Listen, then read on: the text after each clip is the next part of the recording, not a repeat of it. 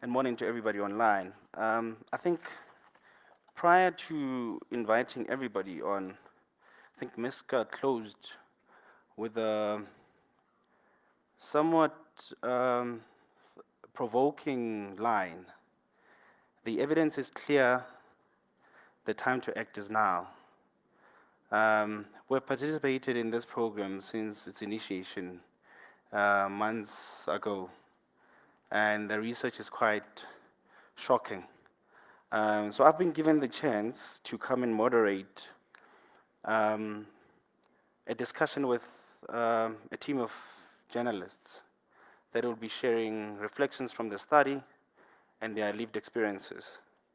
But prior to that, before calling them on, in our pre-panel chat, I shared with two of the members that I formed a moderation of a panel a few days ago, but about bullying um, in schools. And what caught me there was some corporate psychologist. I don't know why they called a corporate psychologist to a bullying discussion at schools. But throughout her discussion, I could pick up that there is a correlation between bullying and what ultimately happens in corporate environment. And I think she said um, over time she could pick up that kids that are bullied from a young age, you are able to pick them up even when you go to corporate. You're able to pick up in the corporate environment who's the bully, who has been bullied, and who are the bystanders. And I think to me, when I prepared for this session to come and moderate today, I asked myself, and which is something we also need to do to those of us in the room and those of us online, what we need to ask ourselves is, with the findings that have just been shared today, which role or which part are we playing? I'm sure all of us here have got a Twitter account. We've got WhatsApp, we've got Facebook. Are we bystanders? Are we watching as this violence is happening? Or are we forming part of the bullies? Or in this instance, are we victimizers? Or are we victims ourselves? So that really, for me, caught me. But today, you're not here to listen to me. I've been given the privilege to call upon Ms. Qaanitah Hunter, who's a political journalist, editor, and is the best-selling author of 3 books. And she has a new book that is coming up and it's going to be launched now in October, titled, Why Am I Like This? So with that, I'm sure we'll probably be invited to the launch. But if you're a bystander, why are you like that? If you're a victimizer, why are you like that? But we must not ask ourselves, or rather, we must not ask the victim, why are you like that? Because it's us who are the bullies, or the victimizers, or the bystanders that are indirectly or directly, if you look at it simultaneously, contributing to this violence. Secondly, I have also the privilege of calling Ms. Marcia Moyana, who's an award-winning freelance journalist, specializes in health, science, and environmental journalism, has worked for a number of organizations, the Health E-News, the Mail and Guardian, ENCA, Opeka Investigations, Environmental Journalism, Newsday, Lesotho, and others. Lastly, would be joined by Jillian Green, who's the editor-in-chief at Daily Maverick, who has also established the Southern African largest climate crisis journalism unit. She has also assisted in solidifying Daily Maverick as a leading and environmental reporting institution. So as we see, I'm going to be the only thorn on stage.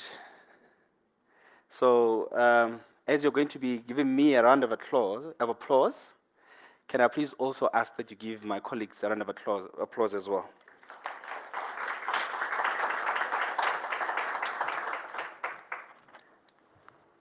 So, we are now here, and I also want to make sure that the camera has me well captured. Because in the preparation for this session, I said to a few of my friends, you guys have not seen anybody on YouTube that looks like me. So you've got an opportunity today. Thanks, Mr. Duetz. You've got an opportunity today to see me. But what has worried me is the stats shared. We celebrate, are we now on the 31st year of our democracy? And those that have read on how the Media Development and Diversity was established, or how this democracy that we enjoy has been achieved, you can pick up two things. That amongst the list that I'm sure you guys would mention is our democracy was achieved through dissent, firstly. Secondly, an overzealous, non-fearing media environment. Today, the Daily Maverick posted on its media pages about the internal auditor at the Ekurhuleni municipality. I think it's Mpho Mafole, who blew the whistle on corruption. I think 3 days after submitting this report, the gentleman was assassinated. So to me, this violence that we're seeing is not very far from what we're seeing that is currently happening to whistleblowers and everything else. But you see how we are now up in arms, speaking left, right, and center about these issues. Just because, or rather, let me put it differently. We only start speaking when something happens to somebody. And when we're called to do something, we don't do it. I once attended a panel of this nature, and one of the panelists said, when they came for the Jews, I kept quiet. They came for the Nazis, I kept quiet. But when they came for me, nobody was there to speak on my behalf. What different partners in this session called upon to answer to a call that is beyond just individuals. So I think let's give a chance to my colleagues to share what their views are. We've heard the research, the stats. Colleagues, you are on the ground. What are your lived experiences? I think we'll start with you, Qaanitah, and then we'll come to this side. Thank you very much. So those figures that were up on stage is our lived reality, and it's something as journalists you see it, you live it, you experience it, and the consequences that are spoken about that's often not really brought to life is many of us decide to just leave the newsroom because of cyber misogyny, because of the online harassment, because of gendered attacks. There's a colleague of ours, Bongekile Makupe, who did a paper at Oxford about what it is like to be a woman and to be a black woman in a South African newsroom. Now, these reports, these research reports, these occasions like today, have to happen. We can take two approaches. We can bemoan a reality that we all know is terrible, or we could try to understand what the real consequences are and what can be done differently.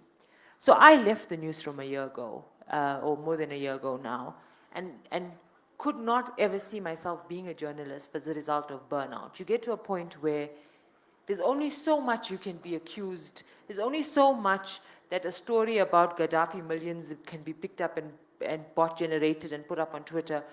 Every time I say something or opine on something, I can only be body shamed to such a degree. I can only have threats against, at some point you have to say, this is madness, And I did what few people had the luxury to do, is to go and retreat, go and get stronger, and come back with a different fight. Now, this media environment that you talk about is a media environment not what you think it is at the moment. It is smaller, it is less resourced, and for the most part, mainstream media, because of the dwindling audiences, we essentially artisan journalist. The mainstream sits in misinformation and disinformation. The mainstream sits on the TikTok platforms and on the podcasts that have no issues, no regulation at all, right? So they're just painting that picture. Now, the consequences of allowing an environment like this, when 15 years ago I would go to my editor and say, my picture has been photoshopped on pornography, what do I do? Ignore them. Ignore them. When you go to a line manager and you say, like the comments on my story are just absolutely brutal, and say, don't read them. Those are lazy responses, right? Funny enough, on the other side, I am now an editor in charge of others, and now I give the same bad advice. Because what do you do, right? But I think it's located in three things. One, there's no consequences. It's easy. It's targeted. I can target Polly van Wyk enough until she leaves journalism. I can see that happening. I can do the same for Qaanitah. I don't need to. That story was written by Caiaphas and Qaanitah in 20 years ago, or however long it was ago. But I don't need to target Caiaphas. I can target Qaanitah. Karen Moore. There's 8 journalists covering a Zuma trial. 5 of them are men. I just need to go to the weakest. I just need to hit Karen Moore. If I hit her, the chilling effect is with everyone else. Right? And so we're living the consequences of what that has done. So media houses not taking up the fight in the name of female journalists, 1. 2, that there isn't a special recognition that cyber misogyny is a real thing and has to be targeted as such using the tech platforms. And then the third part of it is a media sustainability part of it. Because often we send young female reporters out to the field with little to no training. They're not paid well enough compared to their male colleagues. And the burden of delivery is so much higher, right? So essentially, you're setting up people to fail. You're sending them to the lion's den. And so South Africa is incredible in that our newsrooms have strong females at the helm. Our glass ceilings report show an amazing picture. More than 60% of journalists in newsrooms are female. Middle managers, female. We have a very, very, very good, robust, and it's not incidental. It took deliberate effort, and we are bearing the fruit of it. The Newsroom iLead Debrief Network has 1 man out of a sea of 7 other women, right? But essentially, you still have a problem where editors-in-chief, besides Jillian, most of them are men. Where decision makers about resources are men. When it comes to pay parity, the highest earners are men. And so you have this weird concocted thing where women carry more of the load, get paid less, and have to deal with the added burden of online harassment. Why do it? I get why women are exiting, and now what's making me even fearful is that before your time span was 10 years, and then you can't anymore. It's getting shorter and shorter and shorter. Thank you. Wow.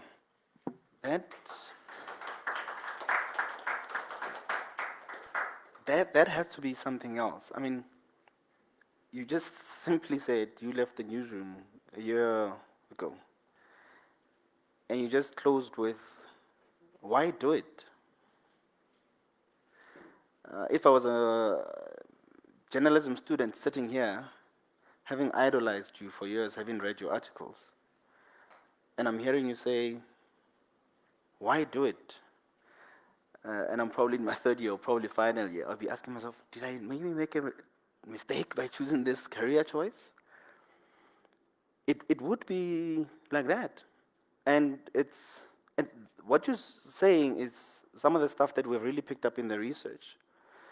Marcia, yeah, yeah, I just have like 30 seconds to say that the examples that I picked out, myself, Karen, Paulie, these journalists who get featured in these, like as targeted, women who often get targeted, we are the most supported of all of us. Yeah. We have the privilege of being called to forums like this. We have the privilege of having worked for well-resourced newsrooms, right?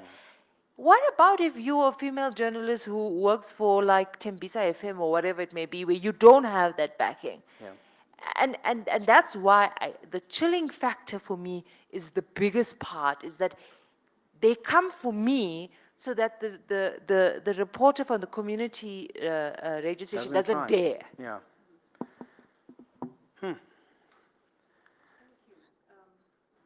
And just to add on what Qaanitah just said, Yeah. I mean, when you were reading, when the responses from some of the journalists were read, Yes. it was a very triggering moment for me, because you realize that not only are you not the only one who's experiencing this, but for some people it's even worse. And when you're speaking about community-based journalists, for instance, these are people who report on issues that happen in their communities, which means the vulnerability is even greater, because some of your local councillors are your neighbors. Yeah. They know which primary school you went to. They even know your routine. Yeah. That this time she's out. If she's not reporting maybe on something that is happening in Tembisa Hospital, she's more likely to be in this community in Ivory Park or wherever. And like she said, the likes of Karen Mon and herself are in newsrooms that are well resourced, where we can even see the legal teams taking on some of these issues on their behalf so that the abuse does not continue. But it's not the same for community-based journalists and for people like myself who are freelancers. I mean, I can, Jillian might be my editor, and I sometimes send stories to her, but when something happens to me that is not even aligned with whatever work I'm doing, maybe for Daily Maverick, for instance, who do I then go to? Because I'm just floating. I don't belong to any newsroom. I can't align myself with any newsroom. And that is where the danger is as well.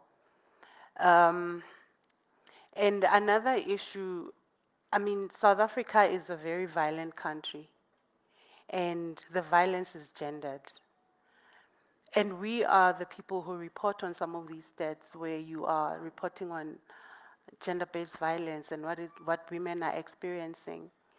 But sometimes you find yourself being violated even when you are doing that report. There's another journalist colleague of mine who was sexually assaulted while she was doing her job, reporting on a case of violence against women. And I think you become despondent. Like exiting seems like the only solution. But then again, if you are someone who is passionate about issues that are happening in a community, how do you then ignore that? I report on social justice issues sometimes, and if you are seeing migrant women who are pregnant being denied access to health care, when you know that despite their documentation status, South Africa is signatory to all of these international laws where they said we guarantee access to health for all. And nothing is being done about it. And I think even as the media, we sometimes need to take accountability for our role in perpetuating some of this. Because if we already know that a particular individual is spreading harmful narratives and rhetoric and misinformation, why do we continue platforming them? And that is why even in how news reports are framed, sometimes you can realize that the headline is not aligned with the story. And because there's issues of paywall where you can only access the entire story if you are subscribed to a particular publication, people read headlines and run with that. And what that means is they see the headline, look at the journalist's name, and start digging information about the journalist.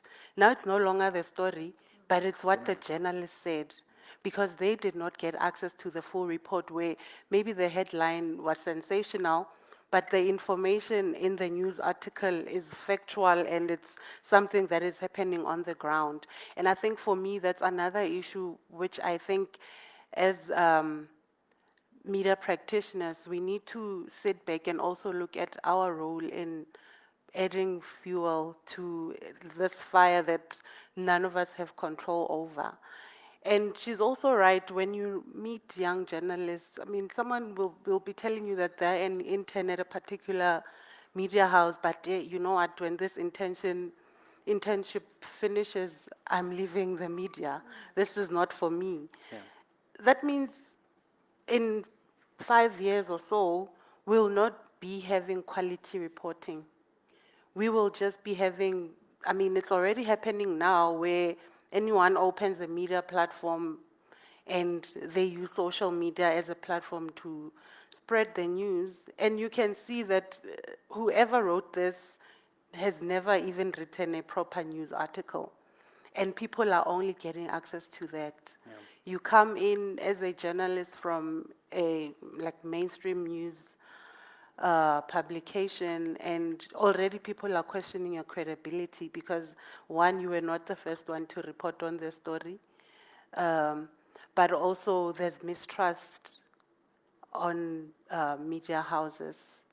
And I mean, questioning the kind of reporting is not an issue. I think the biggest issue is the violence that follows.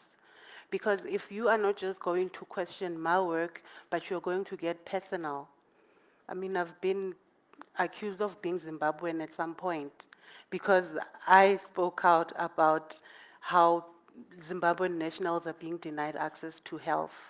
So if you speak on these issues, now they become personal. You are a Jolofina, or we know your surname is Moyana, and we know that there's Moyanas in Mozambique and there's Moyanas in Zimbabwe. That means they are your relatives.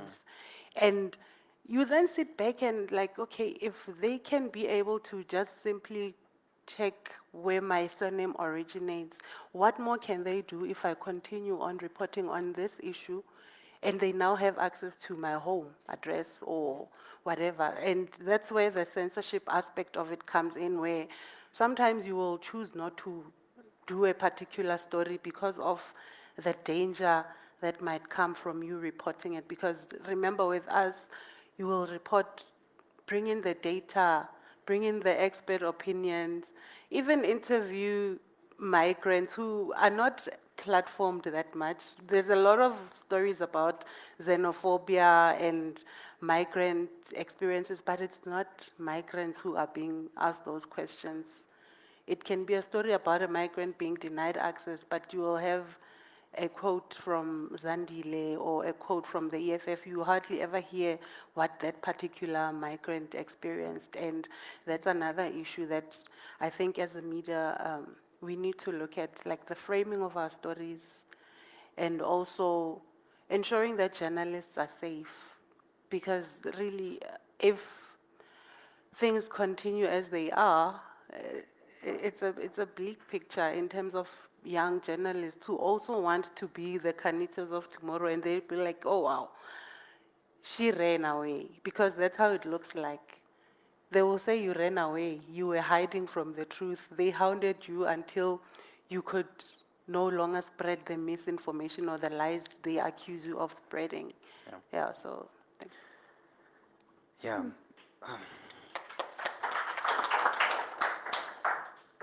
Look, I think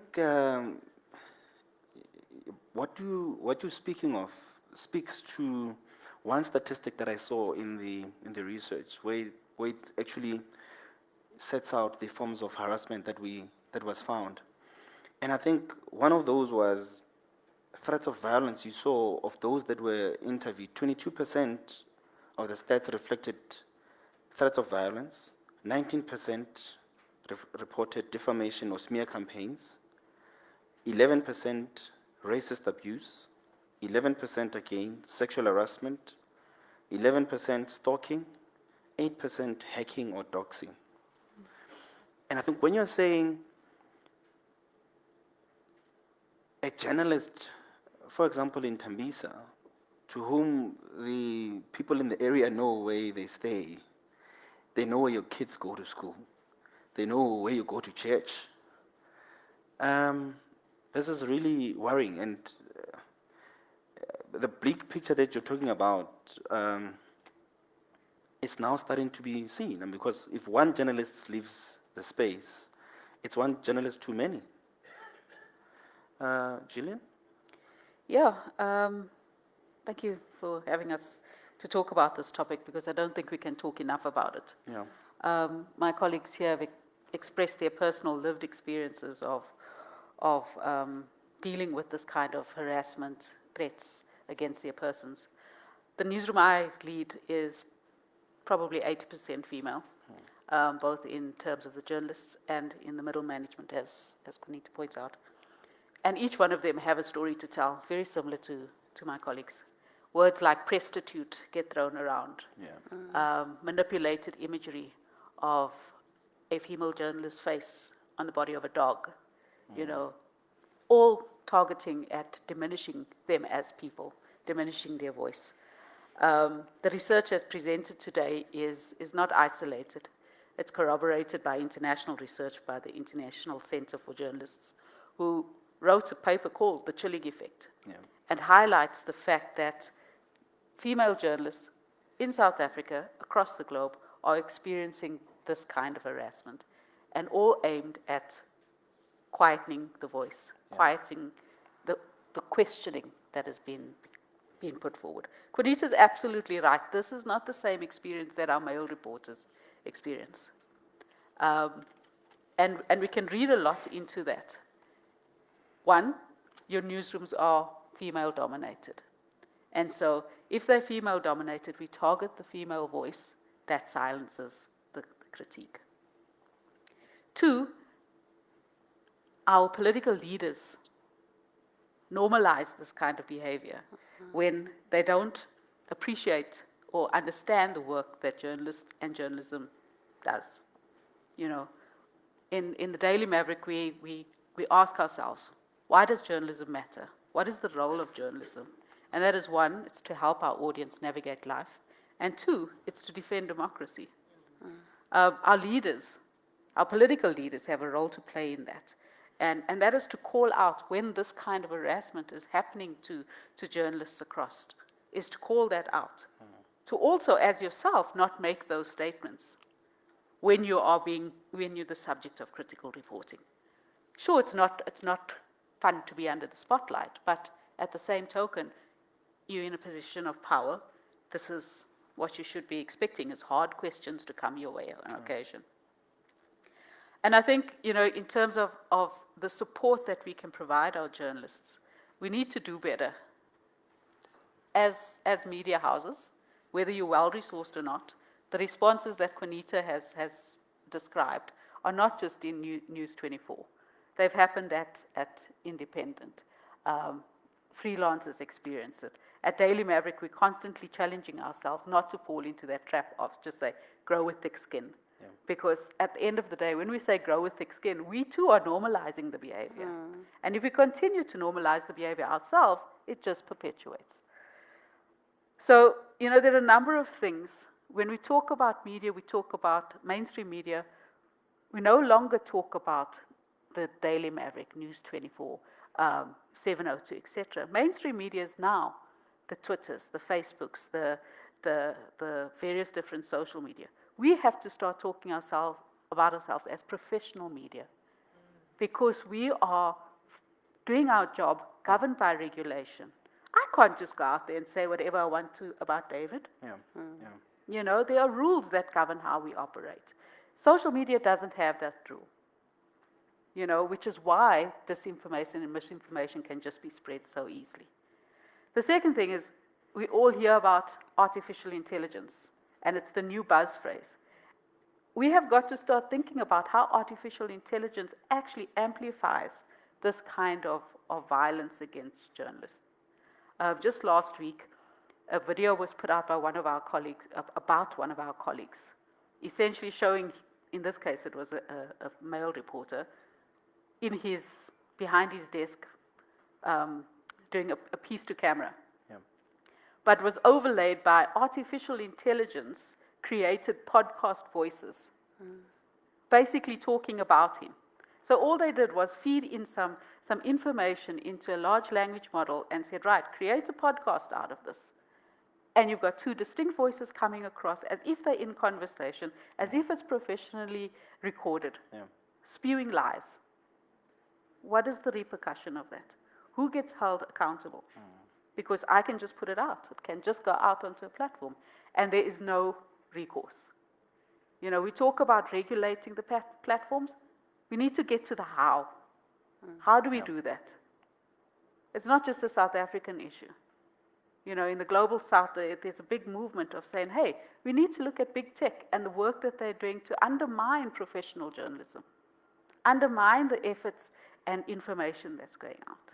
You know, at the end of the day, the violence that is meted out in word does translate into the physical. You know, when our reporter is reporting on gangs and they get a WhatsApp that says, we know where you live, and the next one is followed by a bullet, that is a threat. Yeah. You know, that this has your name on it in that way. And so we've got to look at what is our responsibility to protect. Because if journalists step out from the field, if we stop doing the work that we do, democracy itself is threatened. I think our earlier speaker mentioned that. And that's absolutely, absolutely correct. Yeah. Qaanitah, you spoke about the chilling effect, and I think, Jillian, you're also speaking of it. And I think hearing you guys speak has come to show that, would we say there is a need for, is there no political will to address these things? What needs to happen? Because I think,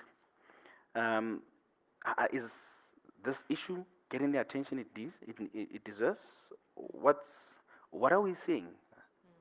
I think days like today and conversations like today and research like has been released today is a critical step in this, and we can't undermine the importance of what MDDA and GIZ and all of your collaborators here today have done. It's very, very important that we're able to diagnose a problem and measure a problem. That's very, very, very important. The second part, then comes the part of now what do you do?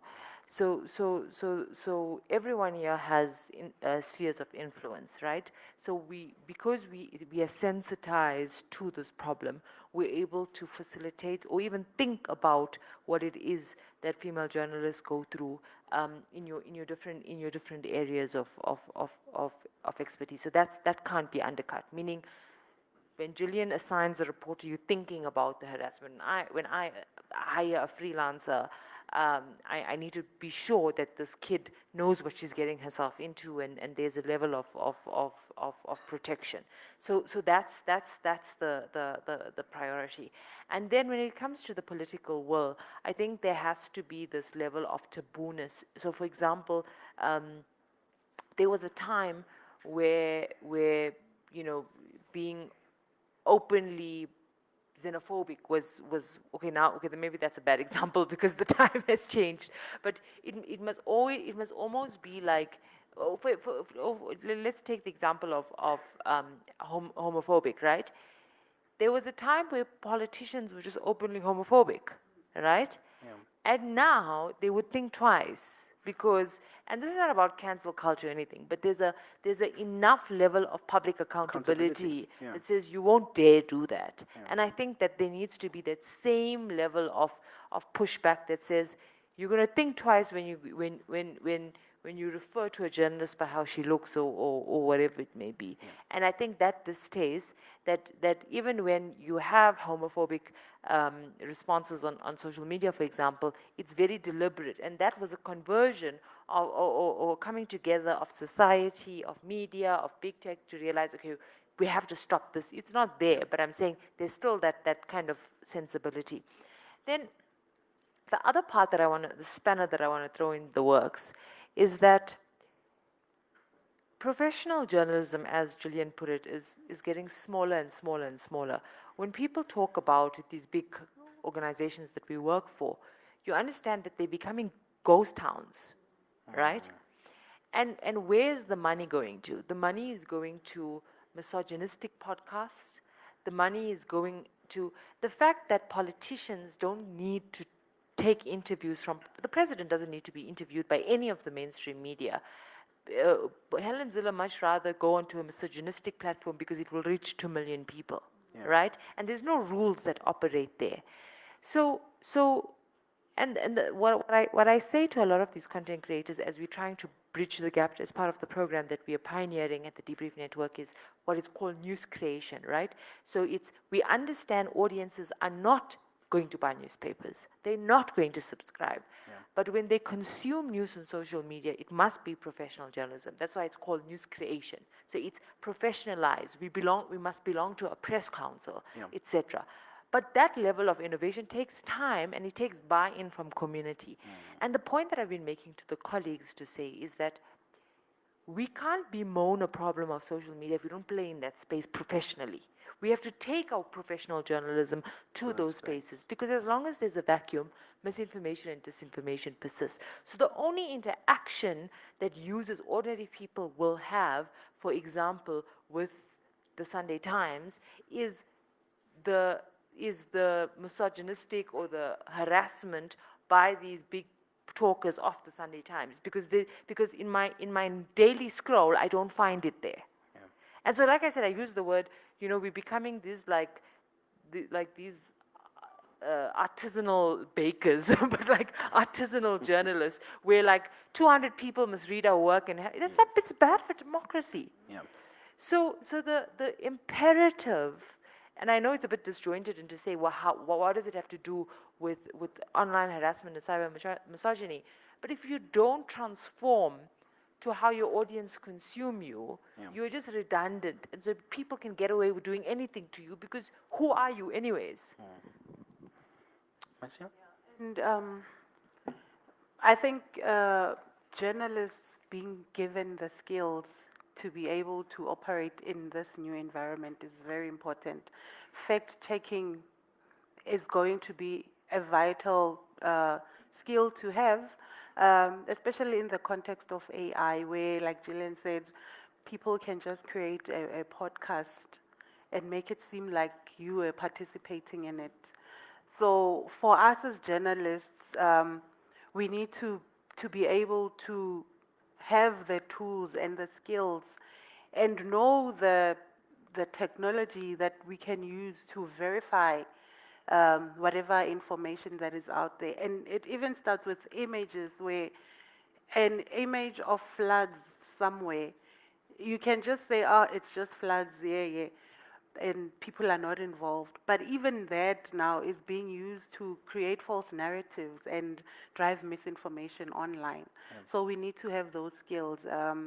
There's institutions like your Africa Fact Check, for instance, where they are helping journalists and skilling journalists in all of these, because that is basically where we are heading now, where news consumption is online, it's on social media, And we now need to be able to use the skills and expertise to be the ones who will come with our own. If there's a video that comes out pushing misinformation, you need to have those skills to come with your skills to debunk that misinformation. And yeah, I think newsrooms should be open to allowing journalists to attend workshops, because there's a lot of institutions and organizations that are offering all of these free workshops on like online safety, on fact checking, even on the legal framework that journalists should be able to know and sometimes use to protect themselves. But you find that the attendance is very small, and that starts with editors being open-minded and allowing journalists to participate in this, because you can't have an unarmed journalist going out to the streets to report on issues when you know of the potential harm that they might face. And this starts with knowing how to be safe in certain environments. If you are living in a particular community where you think there might be danger, learn how to collaborate with journalists from other provinces, for instance. If the story is going to pose harm to you physically, find other journalists that you can collaborate, work on the story with, and they become the ones who get the news out there without you putting your life on the line. And these are the skills that you learn when you participate in all of these programs that are meant to at least make the environment endurable, I guess. Yeah, thanks. So before we take questions from the floor, and we also monitor questions online, Jillian, I would like to ask you one question, and then we'll take questions. So outside of mental health, there is a greater risk or threat to journalism in our overall democracy. What do you think this has been the impact to newsrooms? Well, I think we mentioned it earlier, is that the pipeline of journalists coming through the system becomes constrained.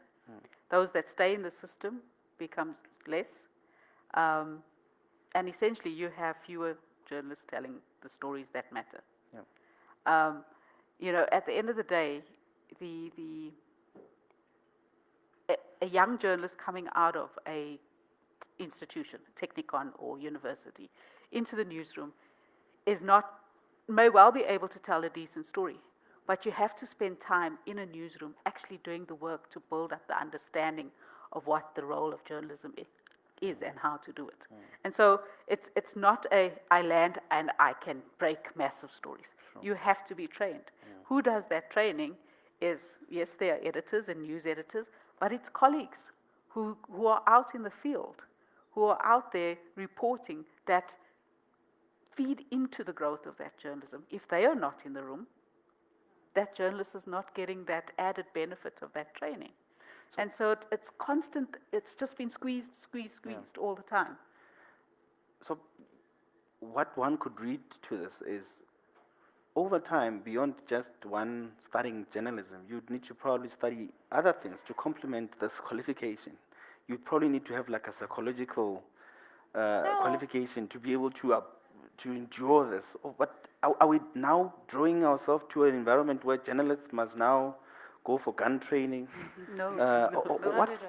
Can I say to you, right? Yeah. It's not, the onus is not on them. The onus is on people who have Yes. who have power to say, guys, you need to invest in journalism. If you have any budgets, I mean, some of these trainings you're talking about are irrelevant trainings that don't apply to modern days. You know, you have like their bodies. I get shocked at sometimes I go to these trainings and it's done by lawyers for journalists, and Yeah. I'm like, you have no clue what Yeah. it has to what has to happen.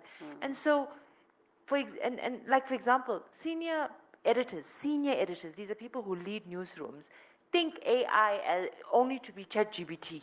You understand?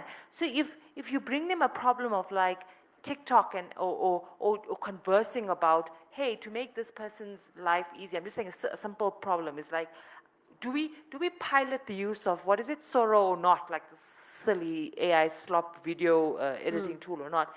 They don't even have the cognition for it. So how are you going to protect journalism, for example, from journalists from deep manipulation of deep fakes, etc., if you don't even understand that landscape. And then it is the conversation about media sustainability, because you guys can spend, and that's for me makes me really upset, is that there's so much of money and resources done around media commentary and media research, but the media itself has no money. So you guys are talking about an industry that needs capacitation, and where resource exists goes to fringe endeavors that don't go to the root of the problem. What you need is a solution where a young journalist can get paid a decent wage. You know? Yeah, I think that the sustainability of the media is a key thing that we must address. If you don't sustain the media, you can't do the training, you can't get the understanding, you know. And as the same platforms that are spreading the disinformation, that's where the money is going in advertising. And your professional media is basically having to find multiple different ways of trying to sustain itself. You know, sustainability is a key part of the solution. All right, I'm going to come back to you. Can we take questions from the floor? If there are any questions also online, Aya, please help us to navigate those online. Are there questions from the floor, colleagues? I see a hand at the back.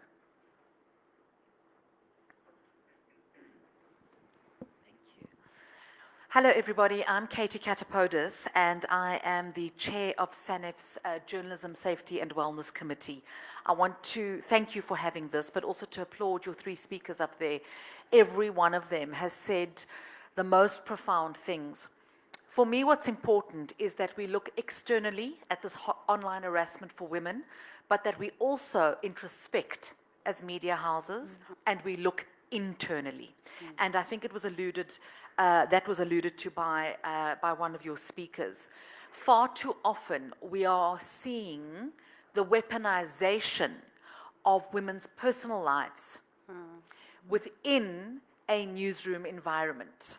Yes, we've got children, we've got lives, we're not one-dimensional, we're multi-dimensional. I promise you we can multi-skill. And I think what we need to do is acknowledge that weaponization of, oh, is your kid sick again, is not okay.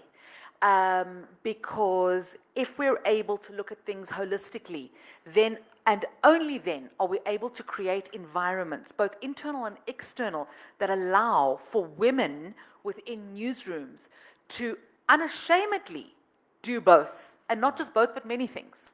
Newsrooms and reporting and families and friends. As I say, we're not one-dimensional people. So for me, I would encourage our editors and our media owners to obviously acknowledge what's happening externally, but I love that discussion's already taking place, and furthermore to introspect more and look at what is happening internally and why it is that so many female journalists just go, I can't. Actually, you know what? I've had it. Cheers. And we've got too many brilliant women who are leaving our profession. And that for me is, it's devastating and should never happen. Yeah. Thank you.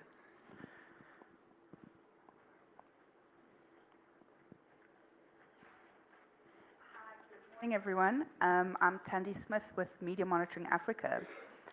And I mean, as an organization, we've also been doing quite a lot of work in this space, safety initiatives for journalists and ways that we can support. But my question, and I'd like some comment from the panel, and I don't know if this is more of a personal sort of reflection on what I've seen happening, but it's one thing to look at ourselves, look at the industry, you know, and try and get a hold of who is disseminating and propagating the harassment and the attacks online. But when we have our very own people in power and political leaders and those who are supposed to be setting the example of how we engage with our journalists and how we treat journalists, when we see our very own political leaders as the ones who are instigating the harassment and not always, often pushing the line where it might not be a specific politician saying the exact, threats or words, but the sort of narrative that gets set to encourage others to do that. How do we target that, and how do we find a way to essentially hold our political leaders and those in power accountable for their part in what we're seeing play out on social media, because it's about setting the example for others to follow. So just some thoughts on that. Can I just take that very quickly? Yeah. So there's one part that we didn't mention here, is that the targeting of female journalists is also motivated by the fact that in South Africa, the best journalists are the females. So for politicians, you want to target the people that are looking at you closest, right? So there's that element of it. But then it comes into a secondary part of it, which is those are the often most burnt out because your load is the highest, right? So it's easier. Whereas if you tell a man you look like shit, they're not gonna. Sorry, I swore. But they're gonna go and have a drink, and it will be water off a duck's back, right? And then the third element, which Katie, it was such an important point that you raised that I wanted to just comment on, is that the incentivization by media owners and top management to promote childless women, right? Because as long as you have a child, you are not worthy of the investment from the newsroom, right? As a beneficiary of this my entire career, I can see how deliberate it is. The opportunities to travel, the opportunities. Sometimes when you think twice, and there's a reality that someone has 3 kids, they're not going to be able to leave their kids. Yeah. But the point is that gendered thing gets institutionalized. It's normal then, and then the opportunities. So the opportunities to travel and to cover the big stories are still being given to the man, even though the output is far less than the woman, just on the basis that this entrenched misogyny that you can't even see. It's not even defined as misogyny. It's every day. And just one quick example. At some point, I was getting job offers, and I was not in a mood to engage with job offers. So I started telling media proprietors, I might be going on maternity leave. They never spoke to me again. But I'm just saying, imagine how shallow that environment is, that having children is weaponized against you. And just to add on what she said, this speaks to the systemic issues around this. Because if politicians use women empowerment as a token to score points, but that in reality how they speak about women and how they speak about women empowerment, there's no alignment. They first need to see women as human beings, and human beings who are capable of greatness, and human beings who are capable of doing the same work that men can do. And because the system enables institutions, even politicians, to get away with constantly dehumanizing women, because if the first thing you are going to speak of in a professional setting, and you speak about me being a mother, you don't see me as a professional.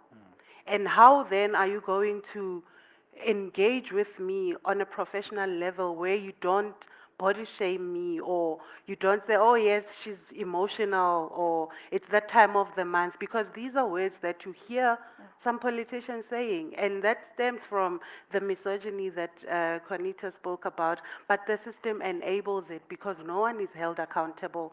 A minister can say whatever he wants or whatever she wants, and it will make headlines, and by tomorrow we move on. And that's where debunking and also coming up with the facts. That minister, last month you were at this summit speaking about how your ministry is empowering women. Why are you today speaking about, oh, it's that time of the month.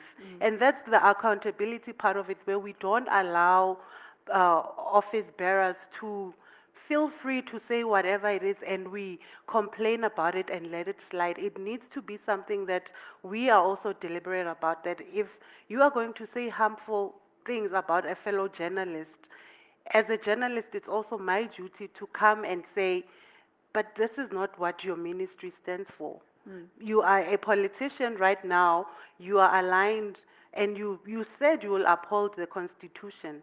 And this starts with you knowing that everyone has the right to, like freedom of safety, for instance, and their human dignity should not be undermined, especially not by politicians who say they are here to uphold the Constitution. So it's also our duty to be deliberate and protect each other, because unfortunately we are operating in a world where everyone is basically, everyone is pushing agendas against professional journalism.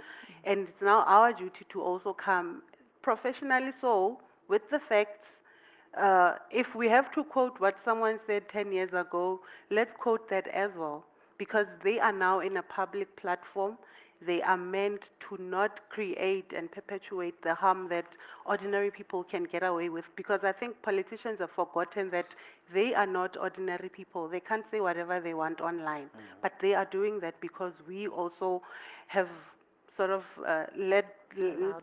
we are relaxed about our duty to hold power accountable. Just in one last point is that as media, we also have to tell our own story. You know, when we talk about the experiences here and we talk about it in this platform, we need to take it back to our audiences. We need to do more to around media literacy, about why media matters, so that people who are the perpetrators, the bullies or the victimizers you mentioned in your opening remarks, are challenged. Otherwise, they act with impunity. There's no voice coming back at. And we've got to take on that responsibility from our side. That's the role that we can play, is to say, this is happening, this is not right, this is why it shouldn't happen. This is your role as a politician, as a government leader and official. You know, Section 16 of the Constitution is there, and media is covered in that. And so we need to hold that right quite front and center in all the work that we do. Any last question? I see, there's now an increase in hands.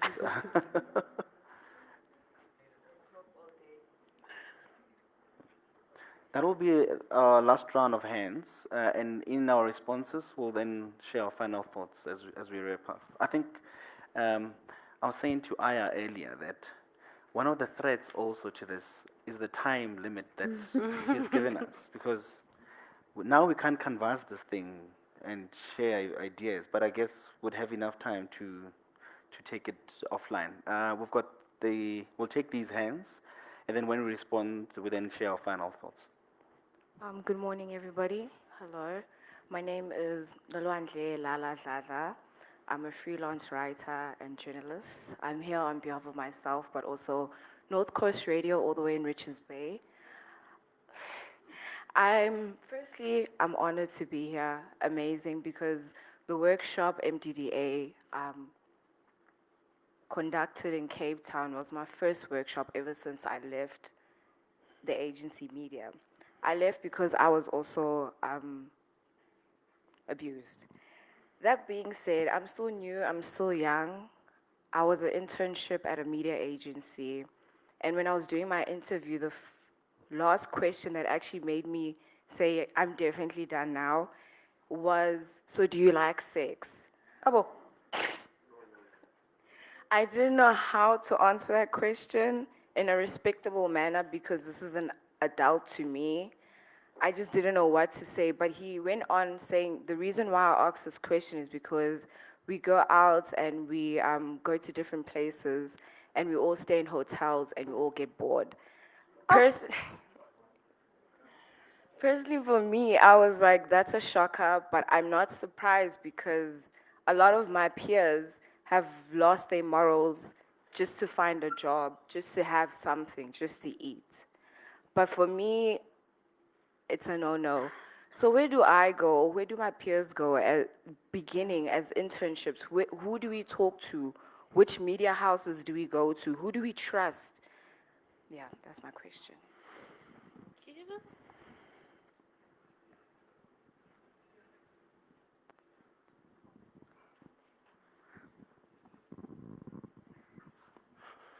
Good morning. My name is Steven Siahwe, Executive Director at the Black Media Owners Association. I'm also a media owner. I own Mapepe as a community newspaper, which is based in Johannesburg.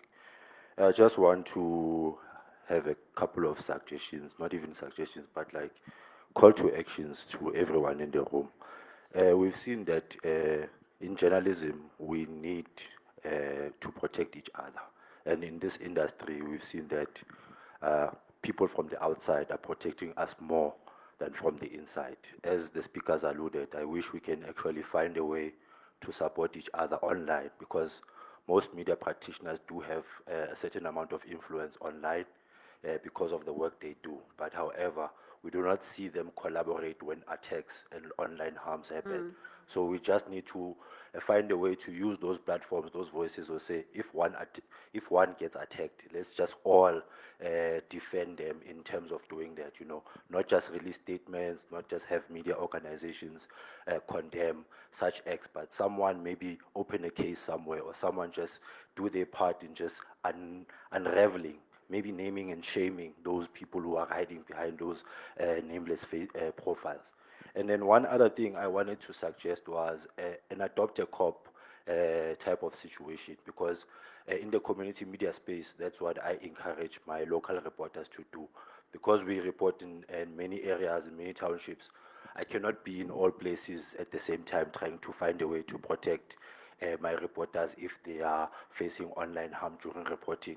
So we have a way to say, how can we talk to that media liaison officer who can actually be at the helm of helping us immediately when we have issues of maybe somebody getting attacked physically, or there's a crime being perpetuated while we are witnessing or while we are doing our work. So we need to find a way where we say each media house has a strong connection with law enforcement.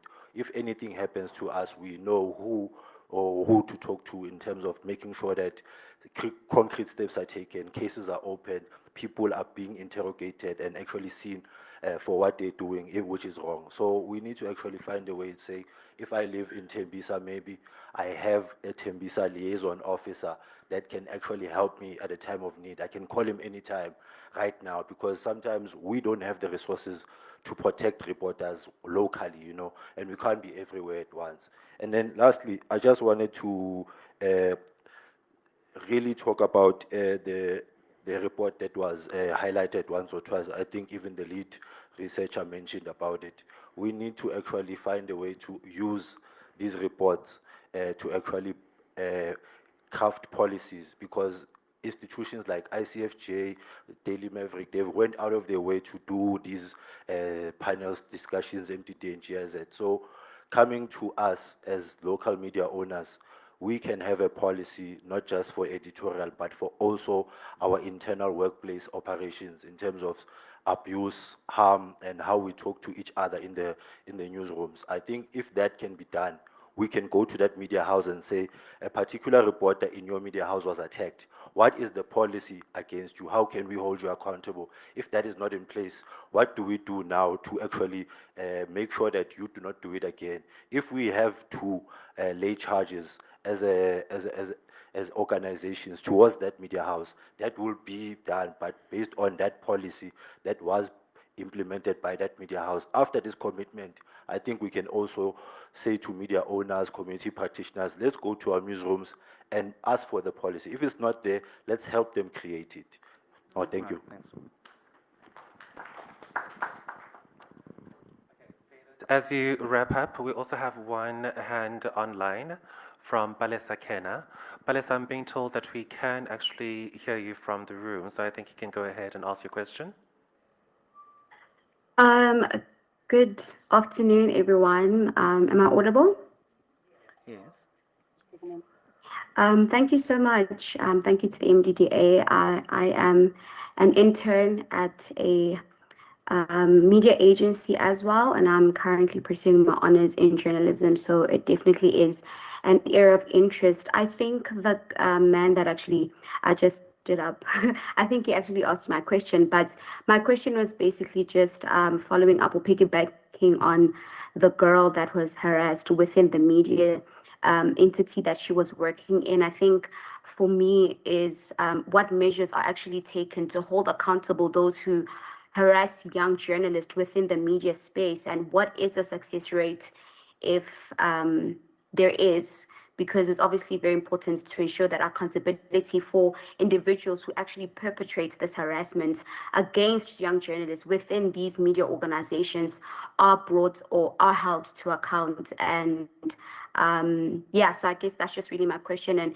is there a success rate that maybe the panel knows about? Thank you. Thanks, Palesa.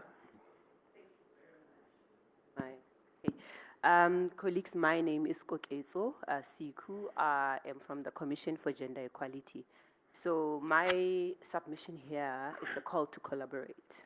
So I think you know our mandate. I'm from a Chapter 9 institution, and I think accountability to us is not just symbolic, but it is operational.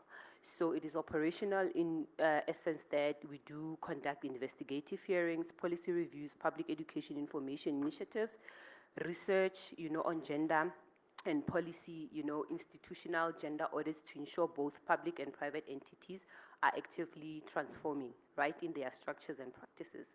So my call here, and I think because I found an opportunity, like being here and also just gathering the information, the narratives here, and listening very carefully, this is where I actually now want to say that the Commission for Gender Equality has a public and information initiative that is gender mainstreaming and transformation. So this is where we have taken a sectoral approach to approach sectors where there is no transformation.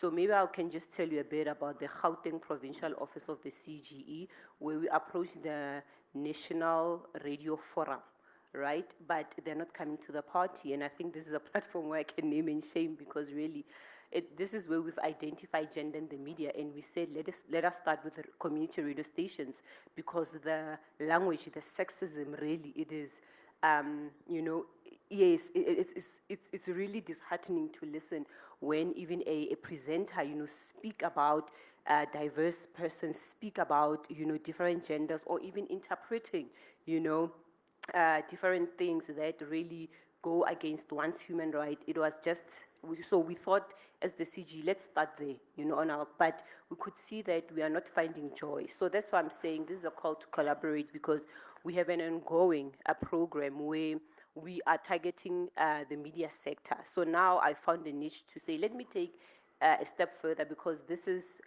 my program, basically. This is where we design, and this is where we say we want to make sure that we are embedding, systematic and institutional transformation within workplaces, but not only workplaces, but outside. And because now we want to look at the media, we can even move away from just looking at one portion of the media, but going into media houses, journalism and other structures that are playing big roles into the media.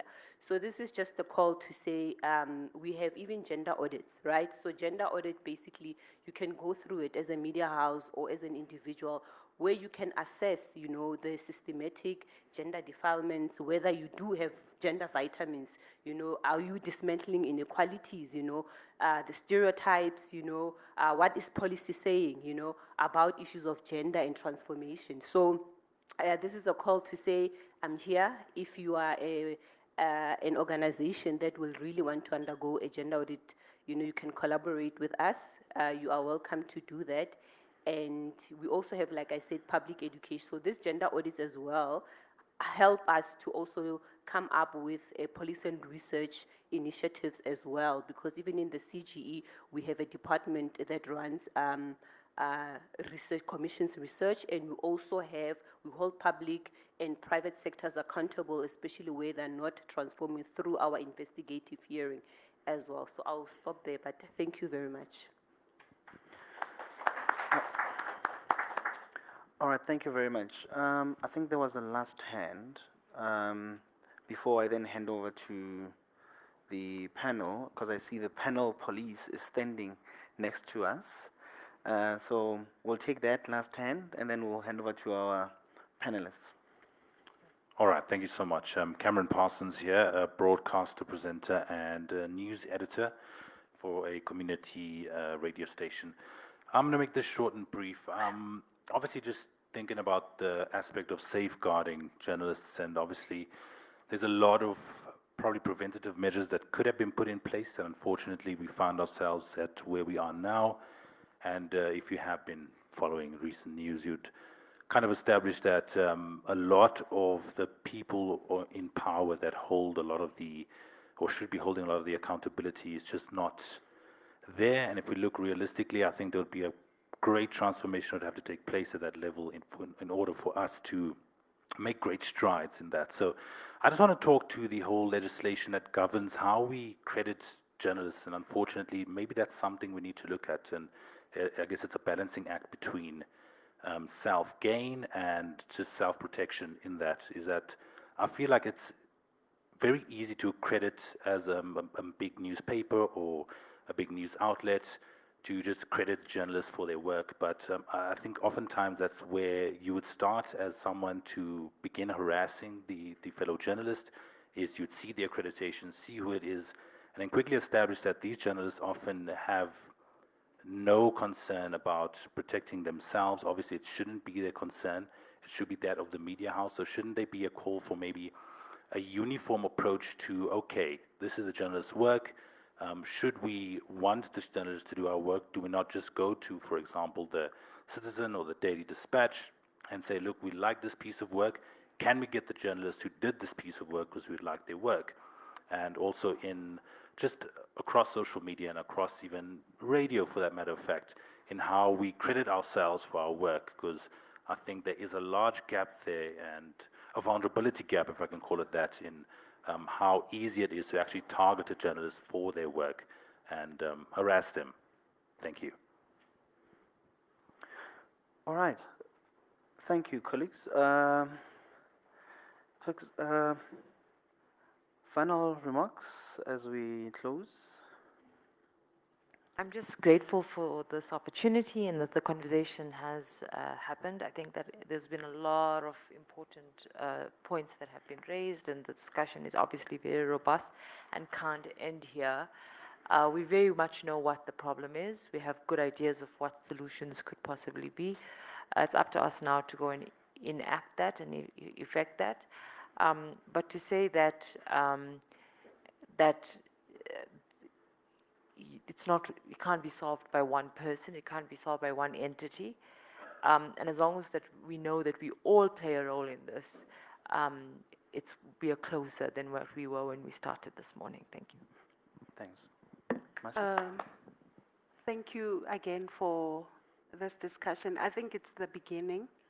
And hopefully whatever we have said translates into reality for journalists.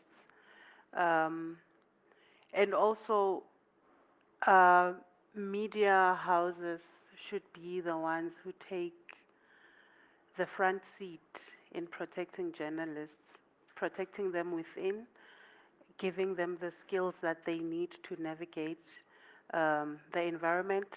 But also, we need to call on our government and society at large to see female journalists as professionals, and everyone deserves dignity.